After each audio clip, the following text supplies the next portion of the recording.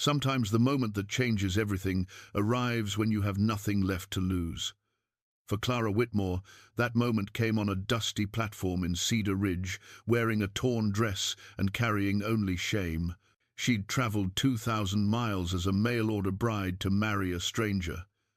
The townsfolk gathered to stare and whisper at her disgrace. Then he appeared, a tall mountain man with weathered hands and eyes that saw past her rags. He looked at her torn clothes and trembling hope, and he smiled. "You've brought all I need," he said quietly. Those 6 words would change her life forever. What did this broken woman carry that a man who needed nothing would treasure? Before we jump back in, tell us where you're tuning in from. And if this story touches you, make sure you're subscribed, because tomorrow I've saved something extra special for you. 6 months earlier, Clara Whitmore sat in a cramped boarding house room in Philadelphia, surrounded by the last remnants of a life that had crumbled like old parchment. The wallpaper peeled at the corners, revealing water stains that mapped out her decline as clearly as any ledger. Outside, rain drummed against the window, and somewhere below, Mrs. Kellerman was shouting about overdue rent again. Clara held the newspaper in trembling hands, her eyes fixed on a single advertisement in the back pages, nestled between notices for farm equipment and patent medicines. Honest man, seeking honest wife. Mountain homestead in Colorado Territory. Must be of good character and willing spirit. Physical beauty matters not. Write to Ezra Cole, Cedar Ridge. She'd read it 17 times over 3 days. Each time, her heart performed the same peculiar leap, half hope and half terror. The room felt smaller with each passing hour. On the narrow bed lay her mother's silver brush, tarnished now, and a miniature portrait of her father, a kind-faced man who died 2 years prior, leaving nothing but debts and apologies. Her own reflection in the cracked mirror showed a woman of 26 who looked older, with dark circles under hazel eyes and cheekbones too prominent from skipped meals. She thought of Marcus Ashford, with his tailored suits and easy promises, how he'd courted her when her father was alive and the debts weren't yet known, how he'd spoken of marriage, of a house on Chestnut Street, of a life that glittered like the crystal chandeliers in his family's dining room, and how quickly he'd vanished when her father's creditors came calling, taking with him not just his promises, but her reputation. The whispers had started immediately. She must have done something improper. No decent man abandons a lady without cause. Perhaps she's not as innocent as she appears. The truth mattered less than the gossip. Within months, Clara Whitmore had become untouchable in Philadelphia society. Even positions as a governess or companion were denied her. Respectable families wanted nothing to do with a woman tainted by scandal, no matter how false. Clara picked up her pen. The ink was running low, but she had just enough for one more letter. She'd written to Ezra Cole twice before, each letter more honest than she'd ever been with Marcus. She'd told him about her father's death, about the debts, about her lack of dowry or prospects. She'd admitted she knew nothing of frontier life, that her hands were soft from a city upbringing, that she couldn't cook much beyond tea and toast. His responses had surprised her. Written in a careful, measured hand on rough paper, they spoke not of what she lacked, but of what she might become. He told her about the mountain country, about seasons that turned the aspens gold, and winters that demanded strength but rewarded it with crystalline beauty. He wrote of silence that wasn't lonely but peaceful, of work that tired the body but satisfied the soul. He never mentioned love, but his words carried a quiet respect that Marcus's flowery promises never had. "I won't lie to you," he'd written in his most recent letter. "Life here is hard, the cabin is small, the nearest neighbor is 5 miles down the mountain. Winter snows can trap you for weeks, but it's honest work and honest country, and I'm an honest man. I'd treat you with the respect due a wife and partner. I'd never raise my hand to you, never speak to you with cruelty, never abandon you to face hardship alone. If you can accept a simple life and simple companionship, I believe we could build something decent together." Clara had cried when she read those words, not from sadness, but from the strange relief of being offered exactly what she needed most: decency, honesty, and a chance to start over. She wrote back, accepting his proposal. The journey west had taken 3 weeks. Clara sold everything. She couldn't carry her mother's jewelry, the good linens, even her father's books. She bought the cheapest stage passage, rationing her remaining money for the unknown expenses ahead. In her carpet bag, she packed 2 dresses, some underthings, her father's broken pocket watch, and the leather journal containing all of Ezra's letters, tied with a faded ribbon. The stagecoach had been a brutal education. She learned that frontier travel meant dust in your teeth, cramps in your legs, and conversations with rough men who stared too long. She learned that rest stops were muddy yards behind questionable establishments, and that accommodations often meant a shared room with strangers and bedbugs. She learned all of this and endured it, telling herself that at the end waited a man who'd promised honesty and respect, a man who'd seen her brokenness on paper and hadn't turned away. The attack came on the second to last day of travel. 4 men on horseback, faces covered with bandanas, stopped the stage 20 miles outside Cedar Ridge. They took money, jewelry, anything of value. One of them grabbed Clara's carpet bag and dumped it in the dirt, laughing at her meager possessions. Another tore at her sleeve, seeking hidden valuables, ripping the fabric of her best blue dress from shoulder to elbow. The driver fired his shotgun in the air, scattering the thieves, but the damage was done. Clara sat in the dirt, gathering her scattered belongings with shaking hands, her dress torn and ruined, her small savings gone. The other passengers, a mining engineer and an elderly couple, helped her back into the coach, offering awkward sympathy but no real solutions.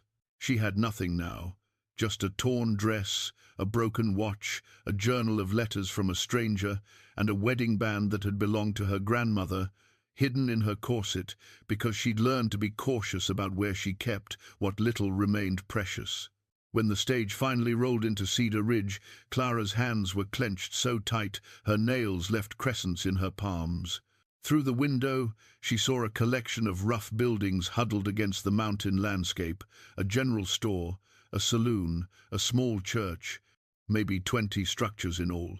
The station was just a covered platform with a bench and a water trough. And people, too many people, gathered as if her arrival was entertainment. Clara stepped down from the stage, feeling every eye upon her. She heard the whispers immediately. "Lord above, look at her dress. Did she get attacked? Poor thing looks half-starved. Is that the bride for Ezra Cole? Wonder if he'll still take her." Looking like that. She stood there, alone on that platform, wearing a torn dress and carrying a battered bag, feeling shame burn through her like fever. She'd come all this way, survived so much, only to arrive looking like a beggar. What man would want to claim her now? What man would stand before this crowd and acknowledge her as his intended wife? For a terrible moment, Clara thought about getting back on the stage, riding it to wherever it went next, starting over somewhere else, somewhere no one was watching her disgrace. Then the crowd parted. He was tall, perhaps 6 feet, with broad shoulders and hands that looked capable of hard work. His face was weathered by sun and wind, lines carved deep around his eyes and mouth, somewhere in his late 30s, Clara guessed. He wore simple clothes, a work shirt and canvas pants and boots that had seen many miles, and he carried a hat in his hands as he walked toward her.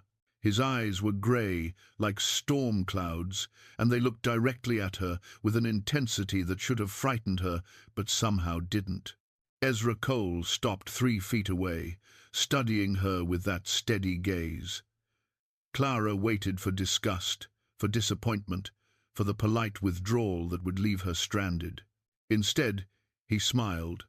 It was a small smile, barely there, but it reached his eyes and softened them. "Miss Whitmore," he said, his voice low and calm.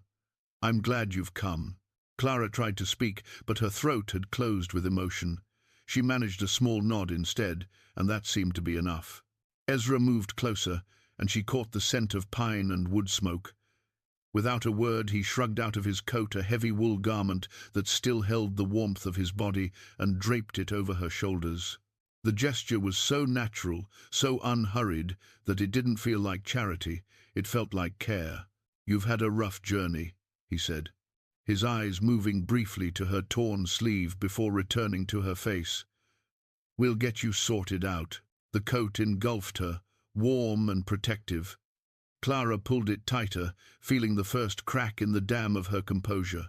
She would not cry in front of these strangers. She would not. "The stage was robbed," she said, forcing her voice to stay steady. "They took everything, my bag, my money. I have nothing, nothing of value to bring to—" "You're here," Ezra interrupted quietly. "That's what matters."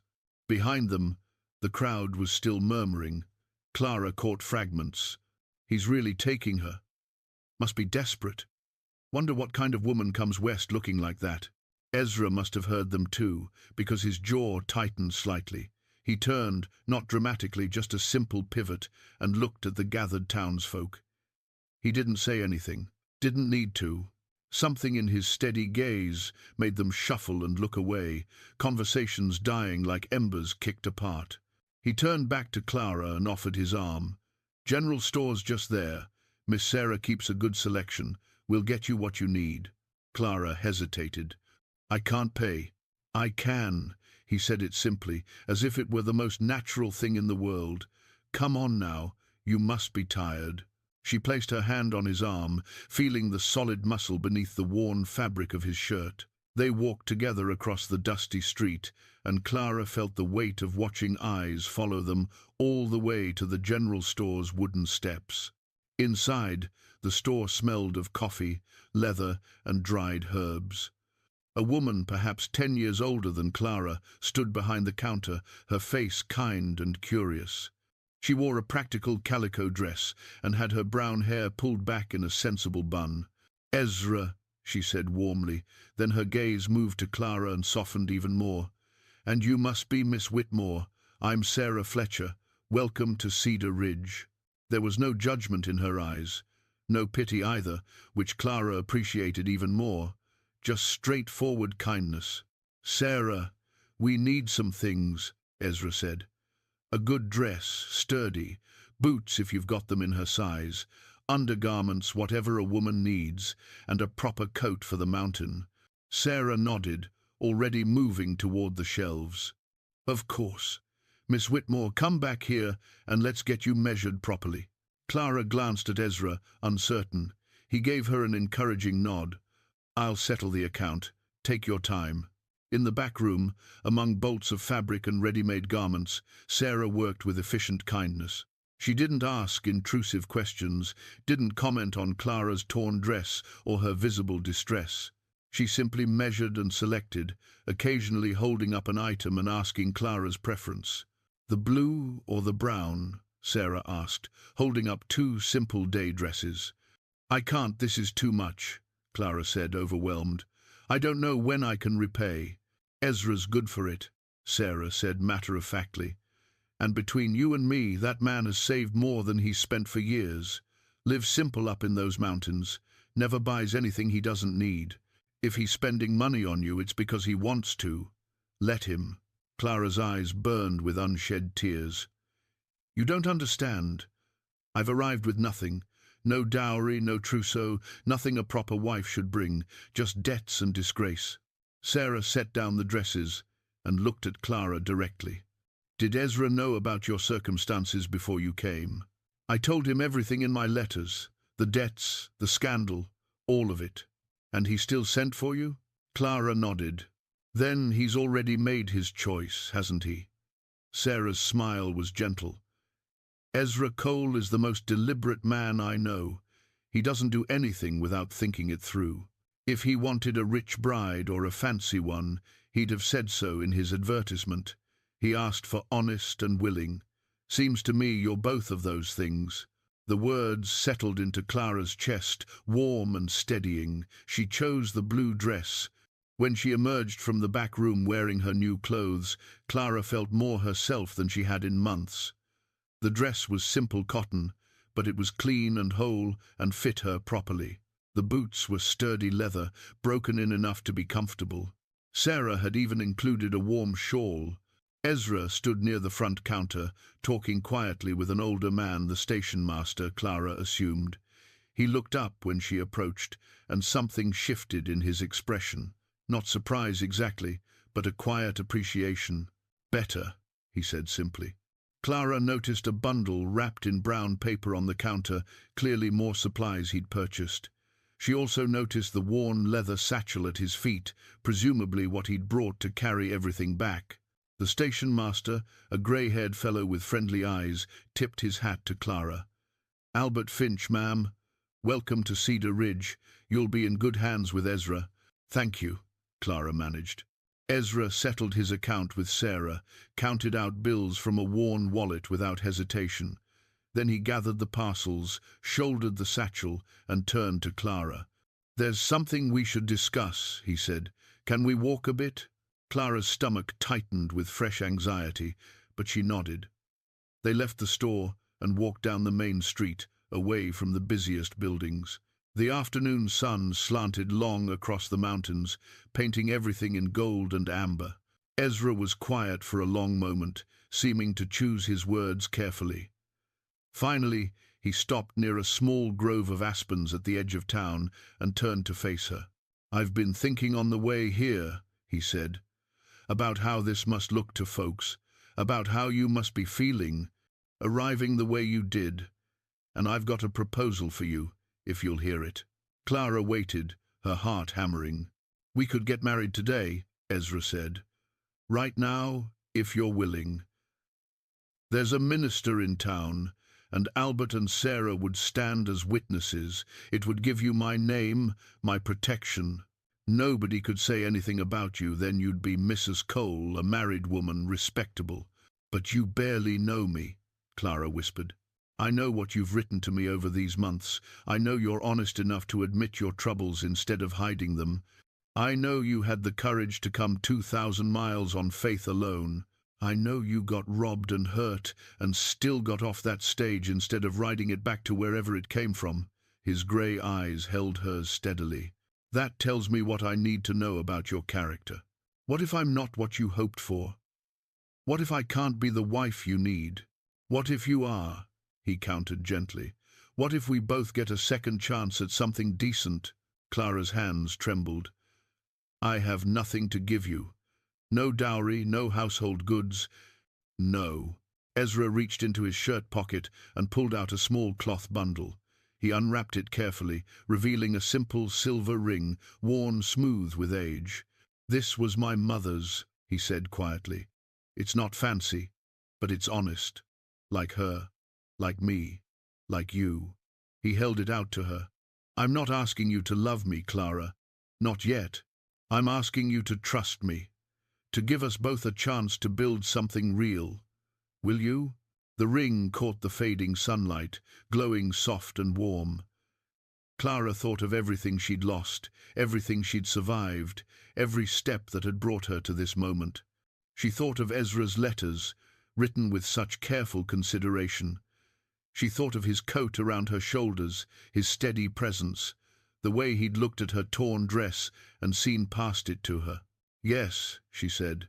"Yes, I'll marry you." The ceremony was brief and simple. The minister, an old preacher named Reverend Thomas, performed the service in the small church as the sun set beyond the windows. Albert and Sarah stood as witnesses, their faces warm with approval. Clara wore her new blue dress and Ezra's mother's ring.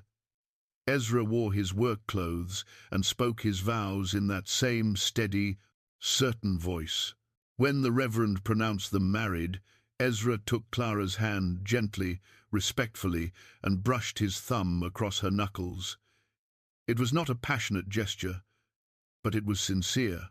"Mrs. Cole," he said, trying out the name. "Mr. Cole," she replied, and felt something shift inside her. Not love, not yet, but hope, real hope, for the first time in longer than she could remember. They spent the night at the boarding house, separate rooms, Ezra insisted, despite Sarah's teasing that they were married now.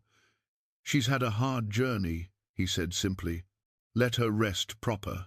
In her small, clean room, Clara lay in an actual bed for the first time in weeks. She touched the silver ring on her finger, turning it slowly, feeling its weight. Through the thin walls, she could hear the sounds of the frontier town settling into evening. Somewhere, a dog barked. Somewhere else, someone played a fiddle. She was married. To a stranger who'd shown her more kindness in an afternoon than Marcus had in months of courtship. To a man who'd looked at her in her shame and seen someone worth protecting. Clara closed her eyes and let herself imagine the mountain cabin Ezra had described in his letters. Let herself imagine learning to build a life in that remote place. Let herself imagine, just possibly, being happy. Tomorrow, he'd told her, they would begin the journey up to his homestead. Tomorrow, her new life would truly start. For the first time in 2 years, Clara Cole, fell asleep without fear. Spring arrived in the mountains with a rush of meltwater and the urgent green of new growth. Clara had survived her first mountain winter long, cold, isolating, but also strangely peaceful. The forced closeness with Ezra during those snowed-in weeks had deepened their companionship into something that felt increasingly like genuine partnership. One morning in late April, Clara stood in the clearing near the cabin, looking at the patch of earth where last year's garden had been. The soil was dark and rich from winter's work, ready for new life. "I want to plant a real garden this year," she told Ezra over breakfast. "Not just a few vegetables. A proper garden. Herbs, flowers maybe. Something that will make this place feel more like home." Ezra considered this, chewing his bread thoughtfully. "Town's got a decent general store. Sarah keeps seed packets this time of year. We could ride down, get what you need." Clara's heart lifted at the prospect. She'd been to Cedar Ridge only once since their wedding day, a brief trip for winter supplies that had left her feeling exposed and uncomfortable. But spring felt different. She felt different, stronger, more certain of her place here. They made the journey 2 days later. The mountain trail was muddy, but passable, and the ride gave Clara time to appreciate how much she'd changed in 6 months. She no longer felt awkward on the wagon bench, no longer startled at every shadow in the forest. The mountains had become familiar, almost friendly. Cedar Ridge was busier than she remembered, full of people emerging from winter isolation to trade goods and share news. As they drove down the main street, Clara noticed the stares, some curious, some disapproving, some openly sympathetic. At the general store, Sarah greeted them with genuine warmth. "Clara, Ezra, good to see you both. How was winter up on the mountain?" "Quiet," Ezra said, "which suited us fine." Sarah smiled knowingly. "I bet it did. What brings you down?" "Seed packets," Clara said. "I want to start a proper garden." "Oh, wonderful." Sarah led them to a display of small paper packets, each illustrated with colorful drawings of vegetables and flowers. "I've got everything: tomatoes, beans, squash, carrots, and here," she pulled out several packets from a special section. "These are flower seeds. Not practical, maybe, but they make life prettier." Clara selected her seeds carefully, discussing each choice with Sarah, who had years of gardening experience. Ezra watched from a few feet away, occasionally offering observations but mostly content to let Clara make her own decisions. They were examining a packet of lavender seeds when the bell above the door jangled and a sharp voice cut through the store's pleasant atmosphere. "Well, well, if it isn't the mail-order bride." Clara turned to see a well-dressed woman in her 40s, with carefully styled hair and a pinched expression. 2 other women flanked her, faces eager for drama. "Mrs. Henshaw," Sarah said, her tone cooling noticeably. "The woman, Mrs." Henshaw moved closer, her eyes raking over Clara with undisguised disdain. "I'm surprised you're still here, dear, Most women would have run back east by now. Must be desperate indeed to stay in that isolated cabin with a man you barely know. Clara felt heat rise in her face, old shame attempting to resurface. But before she could respond, Ezra moved to her side. "My wife," he said quietly, emphasis on the word wife, "is exactly where she belongs. Same as me." Mrs. Henshaw's lips thinned. "Everyone knows about her circumstances. Arriving here in rags, no family, no reputation to speak of. Surely you could have found someone more." "More what?" Ezra's voice remained calm, but steel threaded through it. "More concerned with appearances than substance, more interested in gossip than in honest work. If that's what you're suggesting, ma'am, then no thank you. I prefer my wife exactly as she is." The woman sputtered, colour flooding her cheeks. Her companions exchanged nervous glances. Sarah stepped forward, her cheerful demeanour replaced by something harder. "Mrs. Henshaw, unless you're here to buy something, I believe we're done. I've got customers to serve." Mrs. Henshaw gathered her dignity and swept toward the door.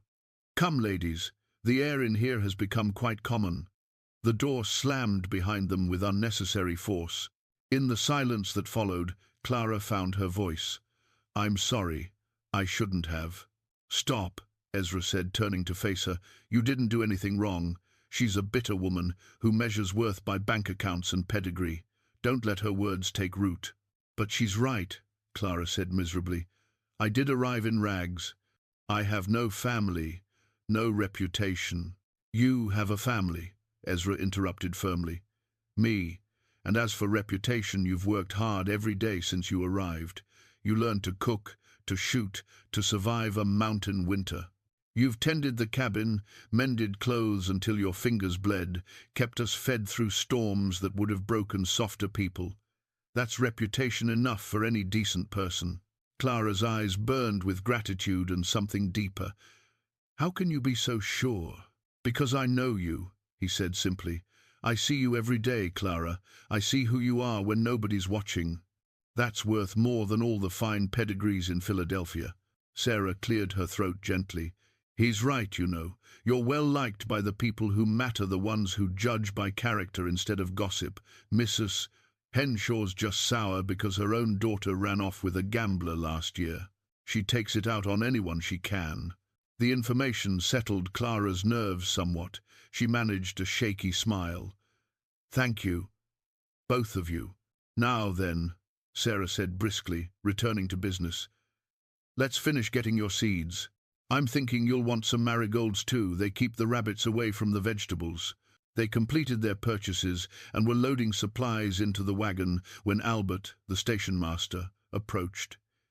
He was a kind man in his 60s, weathered by frontier life, but gentle in manner. "Ezra, Clara, glad I caught you. Got something for you." He handed Ezra a small parcel wrapped in brown paper. "Came in on yesterday's stage, from Denver." Ezra frowned slightly, examining the parcel. "I didn't order anything from Denver." "Return address says it's from a lawyer's office," Albert said. "Figured it might be important." Clara felt ice slide down her spine. A lawyer's office. From Denver, which was close enough to Philadelphia that news could travel. What if Marcus had... "Let's head home," Ezra said, reading her expression. "We'll look at it there." The ride back seemed longer than the descent.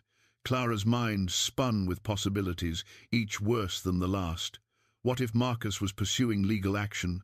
What if he'd found out where she was? What if this new life, still so fragile, was about to shatter? At the cabin, Ezra unwrapped the parcel carefully. Inside was a letter on official-looking letterhead. Clara watched his face as he read, trying to interpret the tightening around his eyes, the hard set of his jaw. Finally he looked up. "It's from a lawyer named Margaret Hart. She represents women who've been defrauded by..." He checked the letter again. "By Marcus Ashford. Your Marcus." Clara's heart hammered. What does she want? She's building a case against him. Apparently he's done this before, courted women, made promises, then abandoned them and used legal threats to extort money. She's found at least 3 other women willing to testify. He held out the letter to Clara. She wants to know if you'll join them. Clara took the letter with shaking hands. The words swam before her eyes. Testimony, deposition, potential criminal charges, justice. He threatened to sue me for breach of promise, she said slowly, remembering. Right before I left. Said I'd damaged his reputation by refusing him. His lawyer sent letters demanding payment. Did you pay? I had nothing to pay with. That's partly why I came west. I thought if I was gone, he'd forget about me. Ezra's expression darkened. Men like that don't forget. They just move on to the next target. He sat down heavily at the table. The lawyer says he's now threatening another woman, a widow in Denver, demanding $5,000 or he'll ruin her socially and take her to court. $5,000, Clara whispered.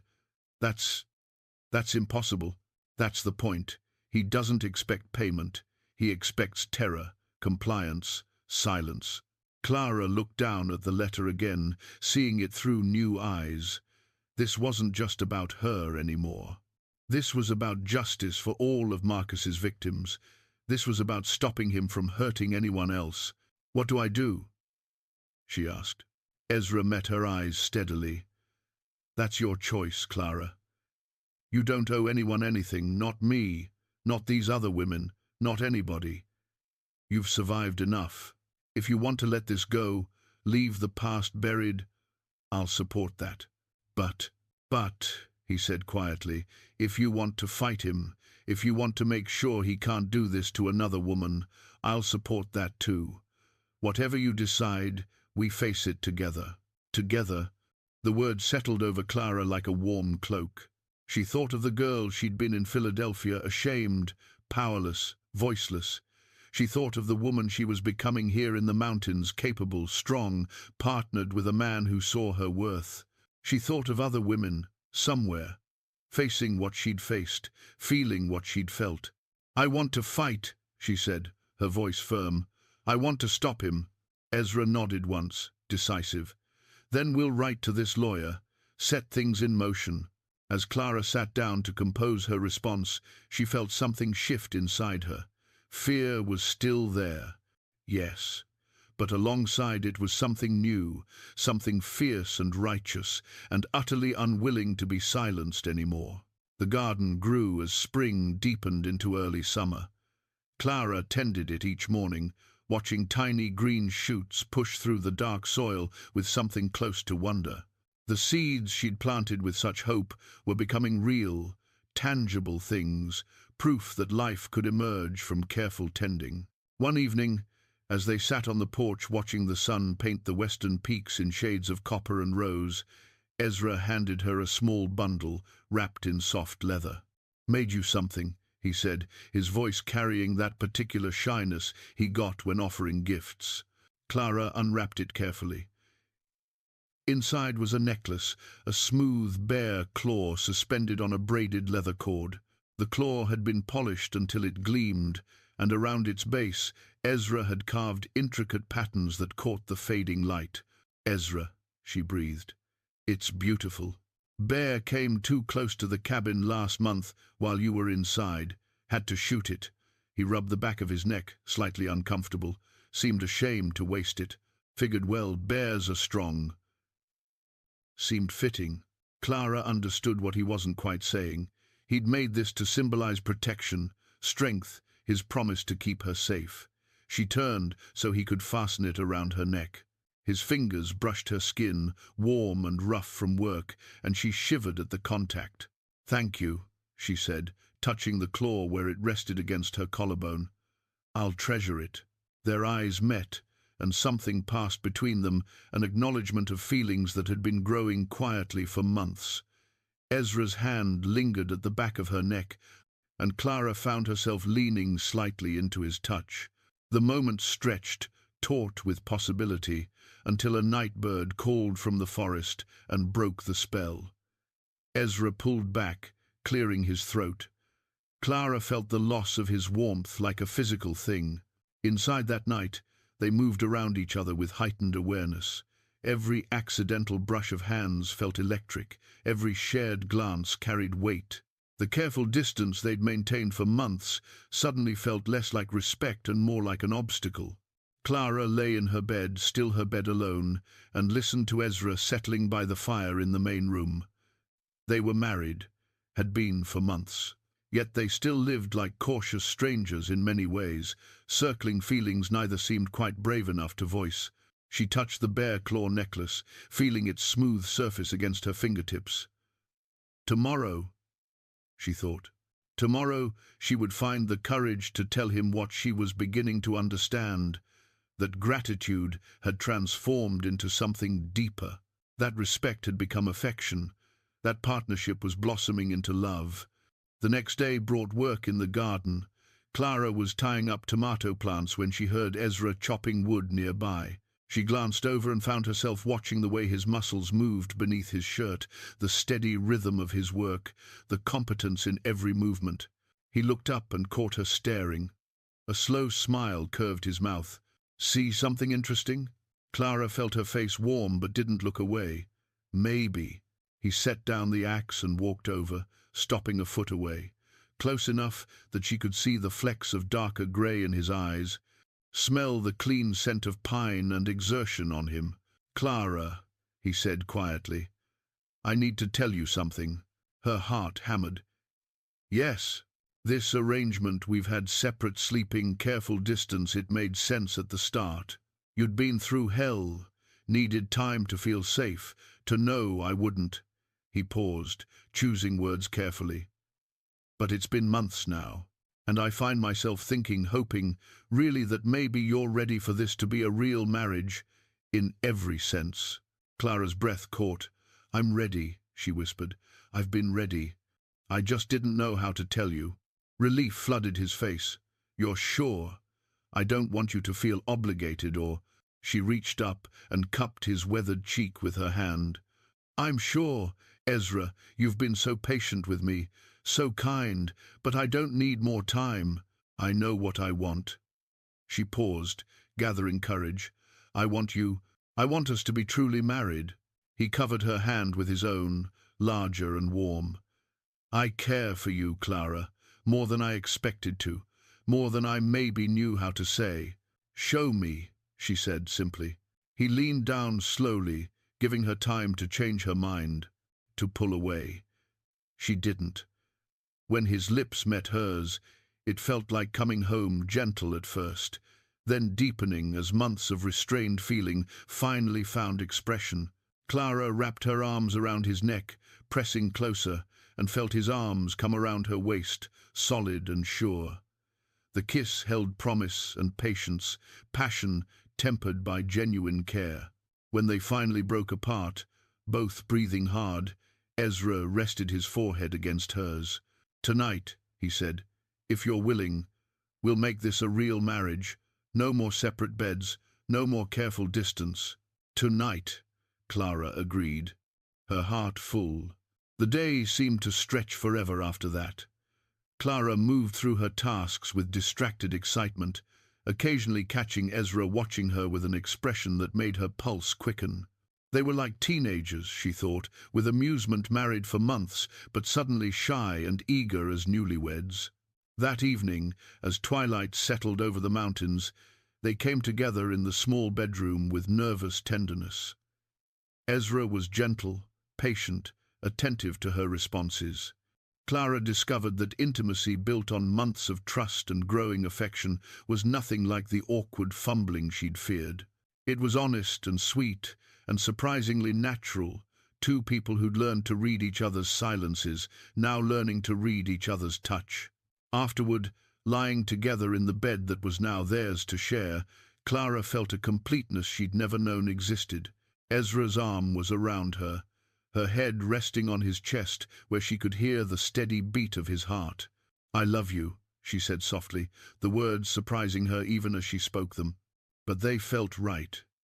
True. She felt him still, felt the catch in his breathing. Then his arm tightened around her. "I love you too," he said, his voice rough with emotion. "Didn't expect to. Didn't think I could love again after Anne. But you, Clara, You brought me back to life." She tilted her head up to look at him in the moonlight streaming through the window. "You saved my life, gave me back my dignity, made me believe I was worth something again." "You always were worth something," he said firmly. "I just helped you see it." Clara kissed him again, soft and lingering. Outside, the night sounds of the mountains surrounded their cabin crickets, singing, wind rustling through pines, the distant call of an owl. Inside, two wounded people who'd found each other against all odds held tight to this new thing they were building together. She fell asleep in Ezra's arms, wearing his bear claw necklace, completely at peace for the first time in years. She belonged here, with him, and nothing could take that away. Or so she thought. 3 days later, a rider came up the mountain trail, carrying another letter from Denver. This time, it wasn't a request. It was a summons. The rider was young, barely 20, with dust coating his clothes and exhaustion etched in his face. He'd ridden hard to reach them, pushing through mountain trails that weren't meant for speed. "Mrs. Cole?" he asked, dismounting stiffly. "Mrs. Clara Cole?" "Yes," Clara said, dread already pooling in her stomach. He pulled an envelope from his saddlebag official, sealed with red wax, bearing the mark of a Denver legal firm. "I'm to wait for your response, ma'am. Been instructed not to leave without one." Clara took the envelope with numb fingers. Ezra appeared at her side, his presence steady and grounding. "Come inside," he told the rider. "Clara, let's see what this is about." In the cabin, Clara broke the seal with shaking hands. The legal language swam before her eyes, but certain phrases leapt out with brutal clarity. Breach of promise suit filed by Marcus Ashford against Clara Whitmore, now Clara Cole. Damages sought in the amount of $5,000. Court appearance required, Denver District Court, June 15th. Failure to appear will result in arrest warrant and criminal prosecution. The paper slipped from her fingers, floating to the floor like a dead leaf. $5,000, an impossible sum, more money than she'd see in a lifetime of mountain living. Ezra picked up the document, his jaw tightening as he read. The silence stretched, broken only by the nervous shuffling of the rider who stood by the door, waiting. "He's actually doing it," Clara whispered. I thought maybe after I left Philadelphia, after I disappeared, he'd just forget about me." "Men like him don't forget," Ezra said grimly. "They punish." He looked at the rider. "You work for the lawyer?" "Yes, sir, for Miss Margaret Hart. She's the one representing the plaintiff, Mr. Ashford." "Wait," Clara said, confused. "I thought Margaret Hart was helping the other women, the ones Marcus had." "That was different, ma'am," the rider interrupted. "Different case. This here's a formal legal action that Mr. Ashford filed a month back. Miss Hart's been hired by him this time. Though," he hesitated, glancing between them, "though I'll say she ain't happy about it. Made that clear enough around the office." Ezra's eyes narrowed. "Explain." The young man shifted uncomfortably. "I probably shouldn't say, but well, Miss Hart took this case because Mr. Ashford's got connections, threatened to ruin her practice if she didn't represent him. But she's been asking questions, digging into his background. Think she's looking for a way to turn this around on him." A spark of hope flickered in Clara's chest. "She's investigating him?" "Can't say for certain, ma'am. Just know she's been sending telegrams all over Philadelphia, New York, Boston, tracking down women he's courted over the years." He pulled another, smaller, envelope from his pocket. "She asked me to give you this too. Said to make sure nobody else saw it." Clara took the second envelope, this one unsealed. Inside was a brief note in feminine handwriting. "Mrs. Cole, I've been forced to file this suit, but I'm working to expose Ashford's pattern of abuse. I've found 4 women willing to testify about his fraud. If you can come to Denver, bring any letters or evidence you have. We have a chance to stop him permanently, but I need you to trust me and play along with the legal proceedings. Come prepared to fight. M. Hart." Clara read it twice, then handed it to Ezra. He absorbed the contents silently, his expression difficult to read. "So this lawyer," he said slowly, "is pretending to work for Ashford while actually building a case against him." "That's my understanding, sir, though if anyone asks, I never said nothing about it." Ezra pulled out his wallet, counted out several bills. "For your trouble, and for keeping quiet about that second letter." The rider's eyes widened at the generous payment. "Yes, sir, thank you, sir. What should I tell Miss Hart about your response?" Clara looked at Ezra, seeking his guidance. His hand found hers, squeezed gently. "Tell her we'll be there," he said. "June 15th. We'll bring everything." After the rider left, Clara sank into a chair, overwhelmed. $5,000, Ezra. Even if we win, even if we expose him, the accusation alone could ruin us. People will hear about this. They'll talk. Let them talk. You don't understand. If a court believes him, if they rule against me, we'd lose everything. The cabin, the land, everything you've built. Ezra knelt in front of her, taking both her hands. "Clara, listen to me. I've got money saved, more than you know. 15 years of trapping, living simple, putting away every dollar I didn't need to spend. I've got nearly $8,000 in a Denver bank." She stared at him, stunned. 8,000? Why didn't you tell me?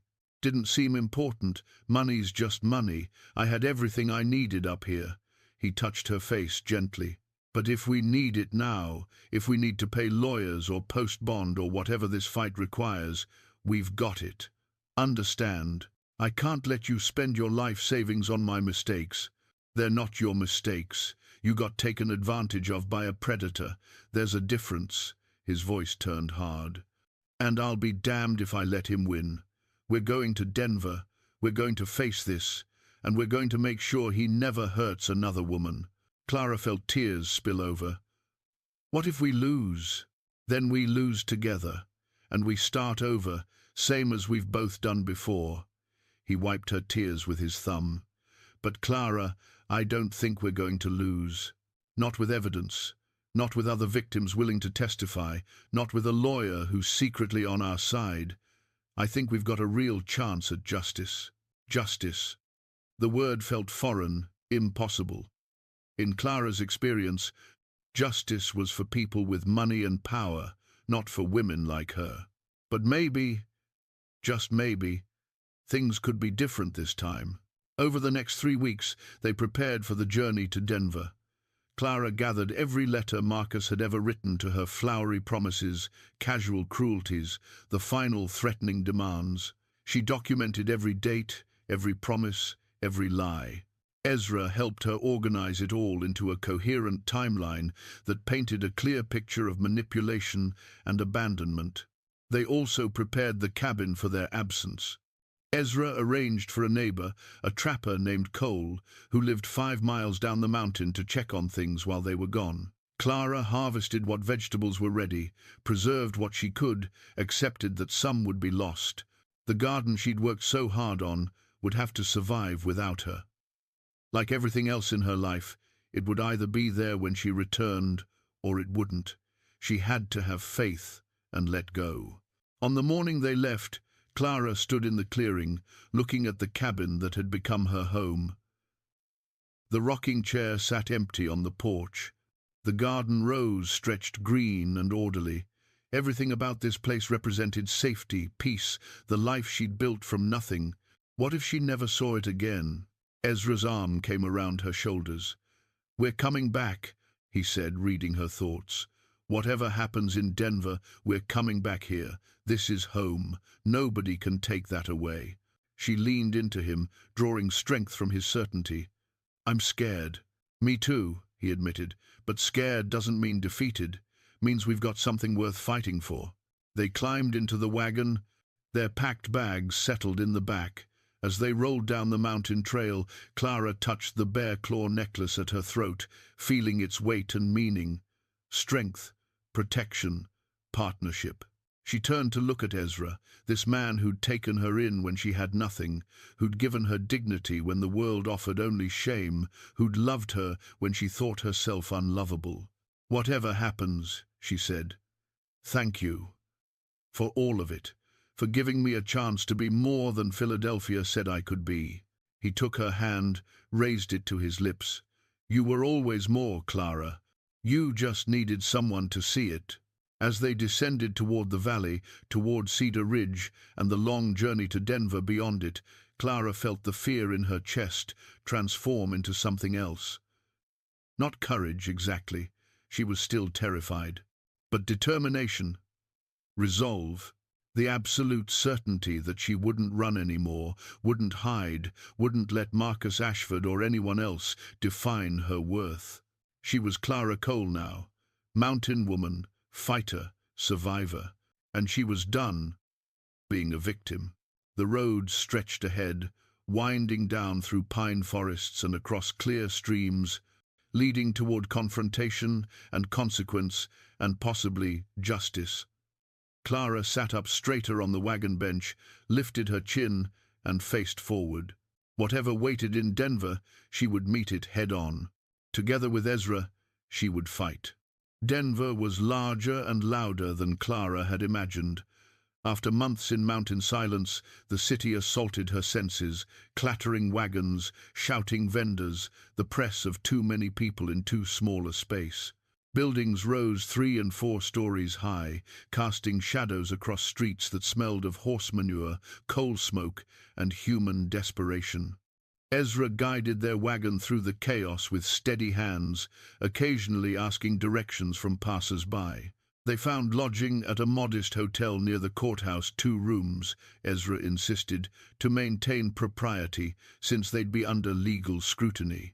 "Last thing we need is someone claiming impropriety because we shared a room," he said, though his eyes were warm when he looked at her. "Soon as this is done, we go back to sharing everything, but for now, we play it safe." Margaret Hart's office occupied the 2nd floor of a brick building on Larimer Street. A brass plaque beside the door read, "Hart and Associates, Legal Counsel." Clara climbed the narrow stairs, with Ezra behind her, his presence giving her courage. The woman who answered their knock was perhaps 40, tall and striking, with sharp eyes and greying hair pulled back in an efficient knot. She wore a dark dress and carried herself with the confidence of someone who'd fought for her place in a male-dominated profession. "Mrs. Cole," she said, extending her hand for a firm shake. "Mr. Cole, thank you for coming. Please, sit." Her office was organized chaos, law books stacked on every surface, papers carefully arranged in labeled folders, a desk dominated by an elaborate telegraph key. 2 other women sat in chairs by the window, both watching Clara with expressions that mixed nervousness with solidarity. "These are Ellen Whitmore and Catherine Chen," Margaret said. "Like you, they were courted and abandoned by Marcus Ashford. Ellen 3 years ago in Philadelphia, Catherine 2 years ago in New York. There's a 4th woman, Julia Reynolds, who'll join us tomorrow." Ellen was perhaps 30, with kind eyes and work-worn hands. Catherine looked younger, maybe 25, with the straight black hair and almond-shaped eyes that spoke of Chinese heritage. Both women nodded to Clara in greeting. "Thank you for agreeing to testify," Clara said, meaning it deeply. "We should be thanking you," Ellen replied. "You're the one brave enough to come forward while he's actively pursuing legal action. That takes real courage." Margaret gestured for everyone to sit. "Let me explain the situation clearly. Marcus Ashford has filed a legitimate breach of promise suit against Clara. In frontier courts, such suits are taken seriously. They're meant to protect women from men who caught them falsely, but they can be weaponized by unscrupulous men seeking revenge or money." "So he has a real case?" Ezra asked, his voice tight. "On paper, yes. He has letters," Clara wrote, expressing affection and discussing a possible future together. "He can claim she led him on, damaged his reputation by leaving, and deserves financial compensation." Margaret's expression hardened. "But what he doesn't know is that I've spent the last month documenting an identical pattern across 5 different women in 3 different cities. She pulled out a thick folder and spread documents across her desk.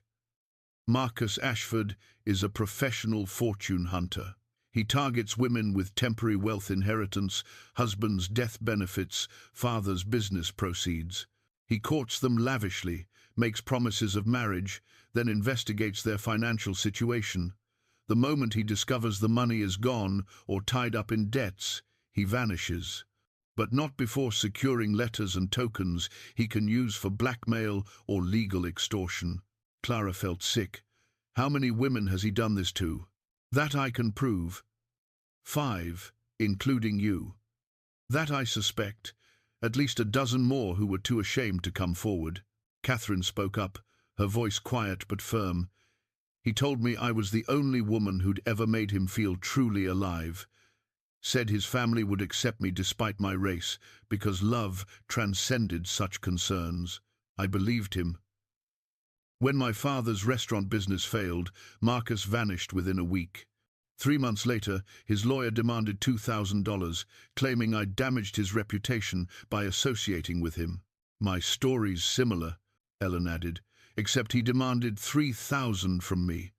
I couldn't pay, so he spread rumors that I'd been inappropriate with him, ruined my chances of remarrying. I've been working as a seamstress ever since, barely scraping by. Ezra's jaw worked with suppressed anger. So what's our strategy? Margaret's smile was sharp. We let him think he's winning.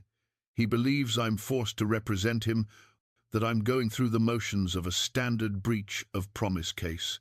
What he doesn't know is that I've filed a countersuit on behalf of all 5 women for fraud, emotional damages, and conspiracy to extort. The hearings are scheduled back-to-back, his suit against Clara, then our consolidated suit against him. Will that work? Clara asked, hope and fear warring in her chest. If we present our evidence correctly, if we can demonstrate the clear pattern, if the judge is fair, yes, I believe it will work. Margaret looked directly at Clara. But you need to be prepared, Mrs. Cole. Marcus will be in that courtroom. His lawyers will attack your character. They'll paint you as a scheming woman who pursued a wealthy man, failed to trap him, and fled west in shame. They'll suggest you married Mr. Cole as a backup plan, that you're unstable and dishonest. It won't be pleasant. Clara swallowed hard. I understand. Do you? Margaret's tone wasn't unkind, just realistic. Because once you step into that courtroom, there's no backing out. Your past will be dissected publicly. People will judge you. Even if we win, some will always believe Marcus's version of events. Ezra took Clara's hand. We know the risks. We're still going forward. Margaret studied them both, then nodded with satisfaction. Good, because I didn't go through all this trouble to lose. She pulled out another stack of papers. Now, let's prepare. I need every detail of your relationship with Marcus, Clara. Every letter, every promise, every moment where he showed interest in your finances. Nothing is too small or too embarrassing to mention. They worked through the afternoon and into the evening. Clara recounted her entire relationship with Marcus, the charming courtship, the subtle questions about her father's business, the way his attention had intensified when he thought she'd inherit substantial wealth. She produced the letters he'd written, each one dripping with false sentiment and calculated manipulation. Ellen and Catherine shared their stories too, and the similarities were striking. Marcus had used the same phrases with all of them. You make me feel alive. My family will understand. We'll build a beautiful life together. He'd asked the same probing questions about finances, always wrapped in concern or future planning. And he'd vanished with the same cold efficiency when the money proved illusory. He's not just a fortune hunter, Margaret said grimly. He's a professional. This is how he makes his living, targeting vulnerable women, extracting what he can, then using legal intimidation to squeeze out more. The 4th woman, Julia Reynolds, arrived the next morning. She was older than the others, perhaps 45, with grey-streaked hair and eyes that had seen too much hardship. Her story was the most heartbreaking. Marcus had courted her after her husband's death, convinced her to invest her widow's pension in a business venture he claimed to be managing, then vanished with every dollar. When she threatened to report him to authorities, his lawyers had filed harassment charges against her. "I was this close to losing everything," Julia said, her voice shaking. "My home, my reputation, everything. If Miss Hart hadn't found me, I hadn't offered to represent me without fee, I don't know what I would have done." The 5 women and Ezra spent 2 days preparing for trial.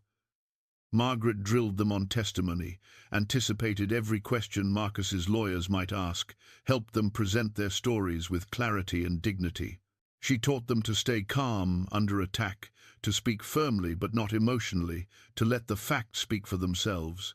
On the evening before the trial, Clara stood at the window of her hotel room, looking out at Denver's gaslit streets. Tomorrow would determine everything: her future, Ezra's financial security, whether justice existed for women like her. A knock at the door interrupted her thoughts. She opened it to find Ezra standing there with a small package. "Couldn't sleep either?" she asked. "Figured you might need company." He held out the package. "Got you something." Inside was a new dress, deep blue, simple but well made, appropriate for court.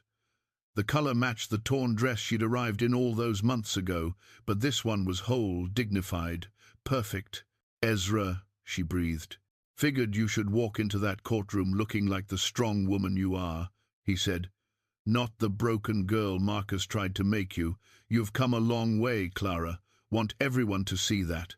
She set the dress carefully on the bed, then turned and wrapped her arms around him. He held her tight, his chin resting on her head. "I'm terrified," she whispered against his chest. "I know. Me too. What if we lose everything? Then we start over.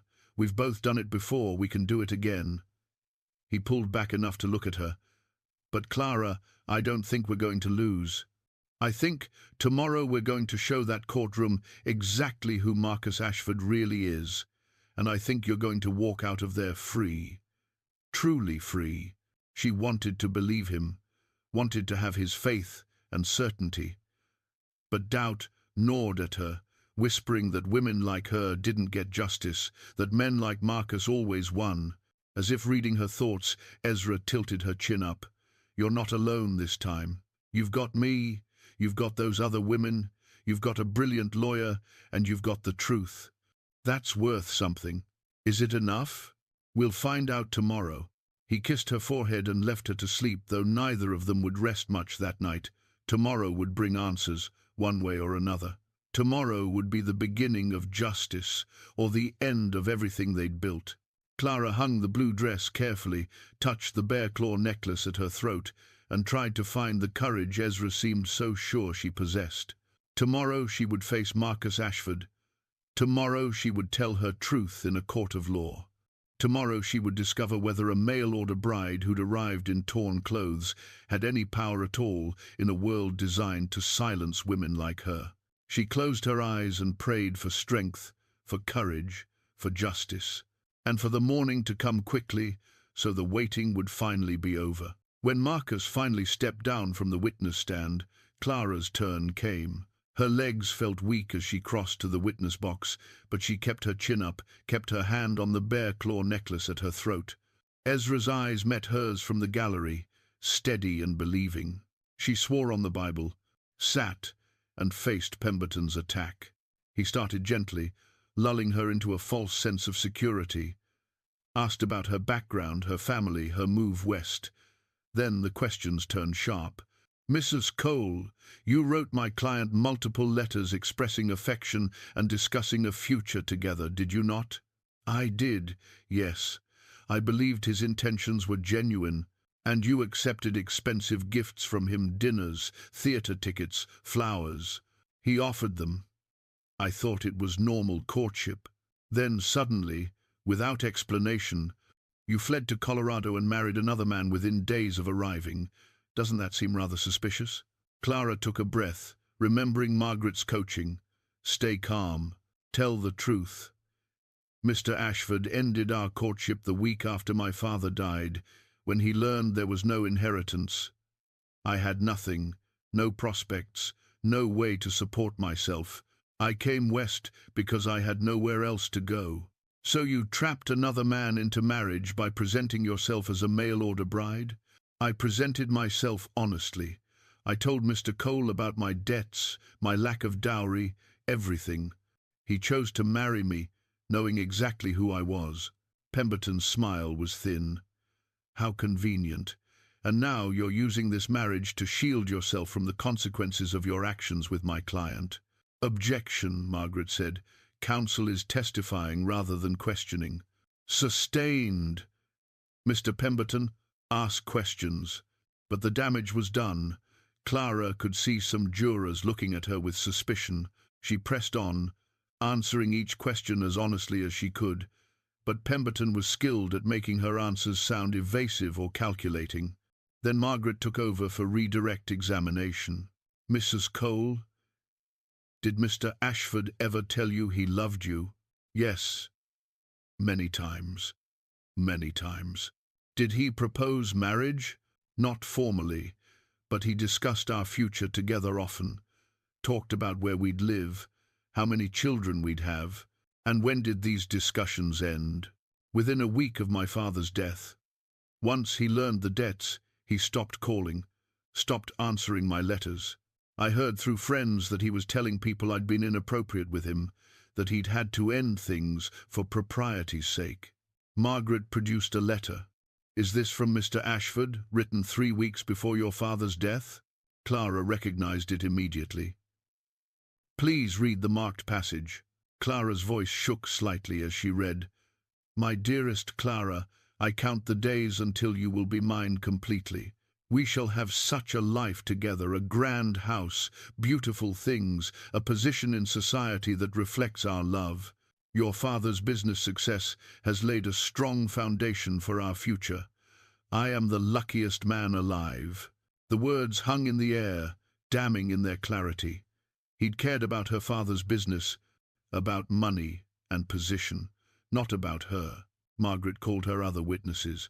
Ellen testified about her identical experience, the courtship, the investigation into her finances, the sudden abandonment, the legal threats. Catherine followed, describing the same pattern. Julia's testimony was particularly powerful, detailing how Marcus had convinced her to invest her widow's pension in his scheme and then vanished with everything. By the time the fourth woman finished testifying, the pattern was undeniable. 4 women, 3 cities, identical methods. Marcus Ashford didn't court women, he hunted them. Margaret presented financial records showing Marcus had no legitimate employment, that his lifestyle was funded entirely by schemes and legal settlements. She produced testimony from investigators who'd tracked his movements across multiple states. She built an airtight case of systematic fraud. When it came time for closing arguments, Pemberton tried to dismiss it all as coincidence, as bitter women seeking revenge against a man who'd simply changed his mind about marriage. But his words rang hollow against the weight of evidence. Margaret's closing was powerful and precise.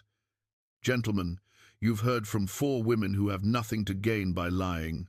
They've exposed their pain publicly, subjected themselves to judgment and humiliation, all to stop this man from hurting others. Mrs. Cole could have stayed silent, could have hidden in the mountains and hoped Mr. Ashford would forget about her. Instead, she came here to face him. That takes courage, real courage, the kind Marcus Ashford has never shown. She looked directly at the jury. This is not about romance gone wrong. This is about a predator who has made a career of exploiting vulnerable women. You have the power to stop him. You have the power to say that women deserve protection under the law, that their dignity matters, that justice isn't just for men with money and connections. I urge you to find in favor of Mrs. Cole and to support the countersuit that will finally hold Marcus Ashford accountable for his actions. The jury deliberated for 3 hours. Clara sat in the hallway with Ezra, their hands clasped, saying nothing because there was nothing left to say. Ellen, Catherine, and Julia waited nearby, their faces tight with anxiety. When the bailiff finally called them back into the courtroom, Clara's heart hammered so hard she thought everyone could hear it. The jury filed in, their faces unreadable. Judge Harrison looked at the jury foreman. "Have you reached a verdict?" "We have, Your Honor." "In the case of Ashford versus Cole, how do you find—" The foreman stood, holding a piece of paper. His voice was clear and firm as he read, "We find in favor of the defendant, Clara Cole. Furthermore, we find the plaintiff's suit to be without merit and recommend it be dismissed with prejudice." Clara's knees went weak. Ezra's arm came around her, holding her up. The courtroom erupted in murmurs, some approving, some shocked. But the foreman wasn't finished. Additionally, regarding the countersuit filed by Miss Hart on behalf of multiple plaintiffs against Marcus Ashford for fraud and conspiracy to extort, we find in favor of the plaintiffs. We recommend criminal charges be filed and award damages in the full amount requested. Marcus Ashford's face went white. His lawyers were already gathering papers, preparing for damage control. But it was too late. Justice, rare and precious, had finally arrived. Judge Harrison banged his gavel. "Mr. Ashford, you are ordered to pay damages totaling $12,000, divided among the plaintiffs. Additionally, I am referring this case to the district attorney for criminal prosecution. Bailiff, take him into custody pending bail hearing." As the bailiff moved toward Marcus, Clara felt something inside her crack open, not breaking, but blooming. Relief, vindication, freedom. She turned to Ezra, tears streaming down her face, and he held her while the courtroom swirled around them in chaos and triumph. "It's over," he whispered. "You did it. It's finally over." The journey home to the mountains took 4 days. Clara and Ezra traveled at a leisurely pace, stopping to rest when they felt like it, taking time to simply be together without the weight of impending confrontation. The wagon rolled through familiar territory past Cedar Ridge, where Sarah greeted them with tears and congratulations, through the pine forests that smelled of home, up the winding trail toward their cabin. When they finally crested the last ridge and the clearing came into view, Clara felt her chest tighten with emotion. The cabin stood solid and welcoming, exactly as they'd left it. The garden had survived, though it needed tending some weeds, some overgrowth, but the vegetables had continued growing in their absence. The rocking chair waited on the porch, patient and faithful. "Home," Ezra said simply, and Clara heard everything in that single word. Relief, joy, gratitude, love. They spent the afternoon settling back in, unpacking their bags, checking on things. The neighbor had done well, the cabin was clean, nothing had been disturbed. But it felt empty somehow, waiting for their presence to fill it again with life and warmth.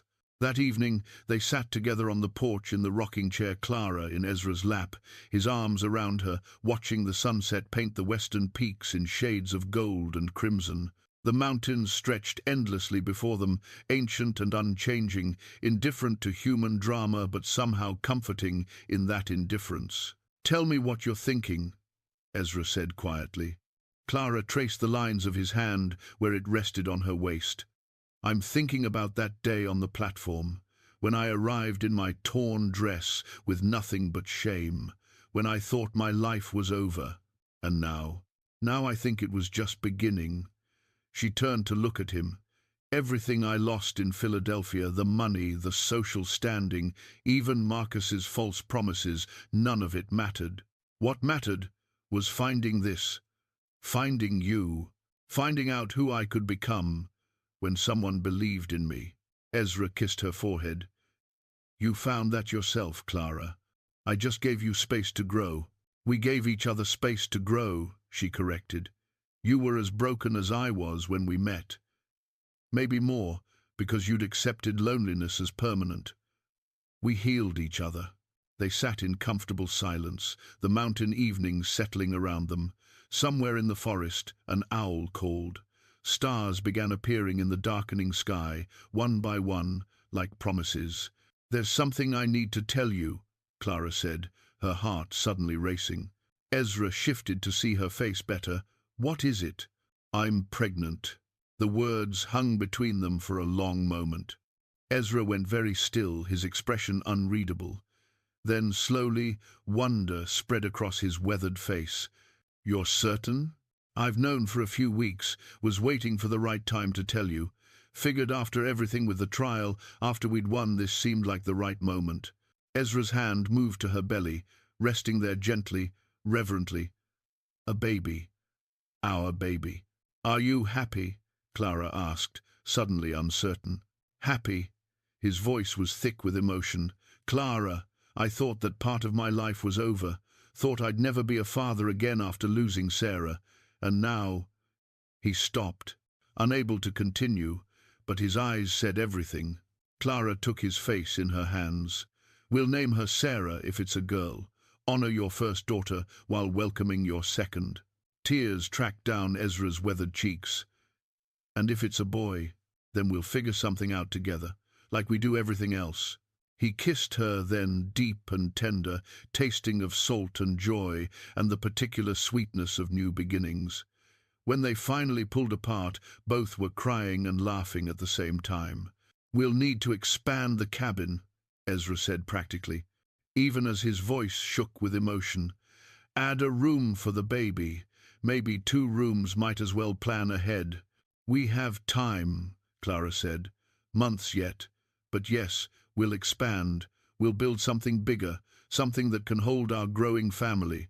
That night, lying together in their bed, Clara felt Ezra's hand return to her belly again and again, as if he couldn't quite believe the miracle growing there. She understood. After so much loss, so much struggle, the idea that new life could emerge felt almost impossible. But impossible things happened every day. She was proof of that. A destitute woman in a torn dress had become a mountain wife, a fighter, a survivor. A lonely trapper had become a husband, a partner, a father-to-be again. 2 broken people had found each other against impossible odds and built something real and lasting. In the weeks that followed, life returned to its rhythms. Clara tended her garden with new purpose, thinking about teaching her child to grow things, to understand the cycle of planting and harvest. Ezra began planning the cabin expansion, sketching designs by lamplight, discussing options with Clara. They talked about the future with a certainty they'd never allowed themselves before. News filtered up from town occasionally. Marcus Ashford had been convicted of fraud and sentenced to 5 years in prison. His assets had been seized to pay restitution to his victims. Ellen, Catherine, and Julia were each rebuilding their lives with the compensation they'd received. Margaret Hart had become something of a legend, known as the lawyer who took on powerful men and won. But those were distant concerns now, part of a past that had been resolved and could finally be set aside. What mattered was the present, the garden thriving in mountain soil, the cabin being expanded to hold new life, the love growing deeper with each passing day. One evening in late summer, Clara stood in the garden wearing a new blue dress, the same style as the one Ezra had bought her for court, but looser to accommodate her changing shape. Her hand rested on her belly, feeling the flutter of movement that had recently begun. The baby was active tonight, responding to the cooling evening air perhaps, or to Clara's contentment. Ezra came up behind her, wrapped his arms around her, his hands covering hers on their child. Together they stood there, 2 people who'd arrived at this mountain clearing, carrying nothing but wounds and hope, who'd built a life from that foundation of honest need and genuine partnership. "Thank you," Clara said softly. "For what?" "For seeing me. Really seeing me, when everyone else just saw my shame." Ezra turned her to face him, his grey eyes serious. "You know what I saw that day on the platform?" "What?" "Courage. Real courage. The kind that keeps going even when everything's against you. The kind that tries again after being broken. That's what I saw, Clara. That's what I fell in love with." She kissed him as the sun set behind the mountains, painting everything in gold. The garden spread around them, full and flourishing. The cabin stood solid behind them, soon to be expanded for their growing family. The mountains rose eternal and protective on all sides, sheltering this small pocket of hard-won peace. Sometimes the moment that changes everything arrives when you have nothing left to lose. For Clara Whitmore, now Clara Cole, that moment had come on a dusty platform in a torn dress. But the real change hadn't been in Ezra's acceptance of her. It had been in her own willingness to believe she deserved that acceptance, to believe she was worth loving, worth fighting for, worth building a life with. The broken woman who'd arrived with nothing had brought everything that mattered: courage, honesty, willingness to try again. Everything else had grown from that foundation, cultivated with patience and care, like the garden at her feet.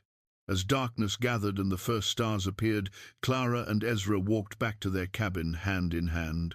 Tomorrow would bring work and plans and the ongoing business of building a life. But tonight they had this: each other, their growing child, their mountain sanctuary, and the certain knowledge that they'd earned every bit of the happiness they'd found. The door closed behind them. Lamplight glowed warm in the windows. Inside, two people who'd been lost had found home in each other. And that, in the end, was everything.